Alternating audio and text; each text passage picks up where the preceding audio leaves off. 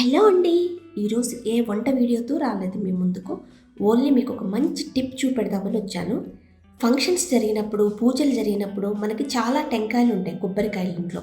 మనం వాటిని ఫ్రిడ్జ్లో పెట్టేస్తాం. అయినా సరే వాటిపైన ఫంగస్ కొంచెం ఎల్లోగా ఫామ్ అయిపోయి త్వరగా పాడైపోతాయి.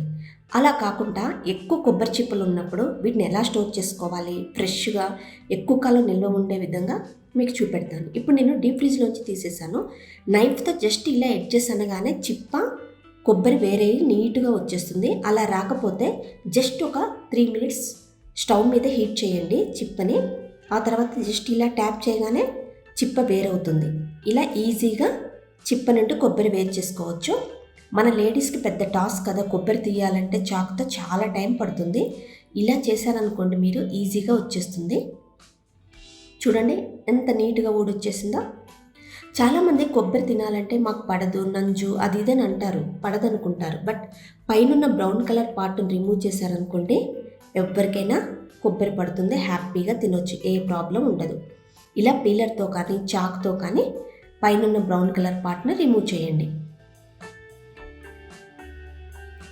ఇలా అన్ని చిప్పలకి పైన ఉన్నవన్నీ రిమూవ్ చేశాక చిన్న చిన్న ముక్కలుగా కట్ చేసేసుకోవాలి.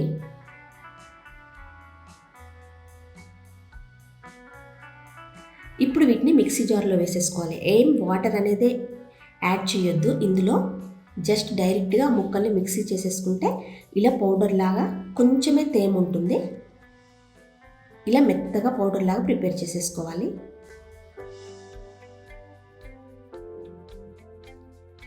ఇలా ఇంట్లోనే ప్రిపేర్ చేసి పెట్టుకున్నారనుకోండి, 6 మంత్స్ వరకు కూడా నిల్వ ఉంటుంది. కొబ్బరి ఏమాత్రం టేస్ట్ కానీ చూడడానికి కానీ ఏం చేంజ్ అవ్వదు, ఫ్రెష్గా కనిపిస్తుంది, రుచి కూడా చాలా బాగుంటుంది.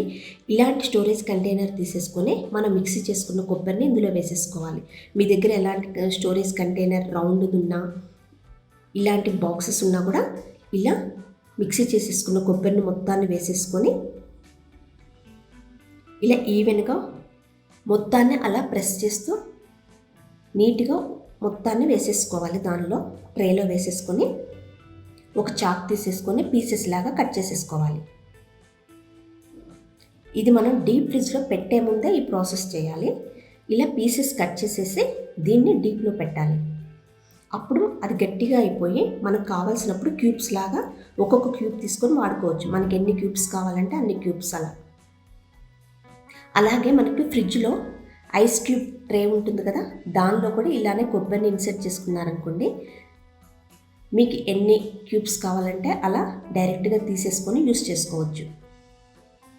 ఈ ప్రాసెస్లో పచ్చి కొబ్బరిని స్టోర్ చేసుకున్నారనుకోండి, చాలా ఫ్రెష్గా ఉంటుంది. ఎప్పటికప్పుడు మనం యూస్ చేసే వంటల్లో కానీ స్వీట్స్లో కానీ టేస్ట్ మాత్రం అదిరిపోతుంది, ఏం చేంజ్ అవ్వదు, ఫ్రెష్ కోకోనట్ లాగానే ఉంటుంది. చూడండి క్యూబ్స్ ఎలా ఉన్నాయో. మీకు ఎన్ని క్యూబ్స్ కావాలంటే అన్ని క్యూబ్స్ తీసేసుకొని వాడేసుకొని మిగతాది ఫ్రిడ్జ్లో స్టోర్ చేసుకోవచ్చు. ఇప్పుడు ఎండు కొబ్బరి పొడి, మనం మిక్సీ చేసుకున్న ఆ పచ్చి కొబ్బరిని ఎండు కొబ్బరి పొడిగా ఎలా తయారు చేసుకోవాలో చూపెడతాను. ఇప్పుడు ఒక ప్యాన్ తీసేసుకొని మిక్సీ చేసుకున్న కొబ్బరిని మొత్తాన్ని వేసేసుకొని సిమ్లోనే జరగాలి ఈ ప్రాసెస్ మొత్తం. ఇందులో లైట్గా తేమ ఉంటుంది కదా, ఆ తేమ మొత్తం పోయి పొడి పొడిగా అవ్వాలి. స్టవ్ని హైలో పెట్టకండి, వెంటనే కొబ్బరి మాడిపోతుంది. అందులో ఉన్న తేమ మొత్తం అలానే ఉండి త్వరగా పాడైపోతుంది. అందుకని సిమ్లో పెట్టేసి ఇలా కలుపుతూ అది మొత్తం డ్రై అయిపోయి ప్యాన్ నుంచి సపరేట్ అయ్యే వరకు ఇలా వేయించుకోవాలి. కొంచెం కలర్ చేంజ్ అవుతుంది అంతే. చూడండి ఇది పర్ఫెక్ట్గా ఎండు కొబ్బరి పొడి ఎలా మనం మార్కెట్లో తెచ్చుకుంటామో సూపర్ మార్కెట్లో అలా తయారవుతుంది. బట్ దానికంటే ఫ్రెష్గా ఉంటుంది. మన హోమ్ మేడ్ ఇంట్లోనే ప్రిపేర్ చేసుకుంటున్నాం కదా, ఈ విధంగా పొడి పొడిగా అవ్వాలి. ఇప్పుడు దీన్ని ఒక ఎయిర్ కంటైనర్లో లేకపోతే గ్లాస్ జార్లో కానీ స్టోర్ చేసుకున్నారనుకోండి, ఎన్ని డేస్ అయినా నిల్వ ఉంటుంది.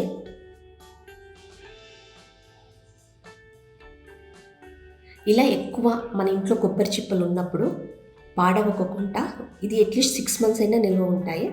ఇలా ప్రిపేర్ చేసేసుకొని స్టోర్ చేసుకున్నారనుకోండి, హ్యాపీగా ఇంట్లో చేసేసుకున్న హోమ్ మేడ్ కొబ్బరితోనే మనం అన్ని రెసిపీస్లో యూస్ చేయొచ్చు. ఈ ఎండు కొబ్బరి పొడిని ఫ్రైలో కానీ చాలా బాగుంటుంది, ఫ్రైలో యూస్ చేస్తే.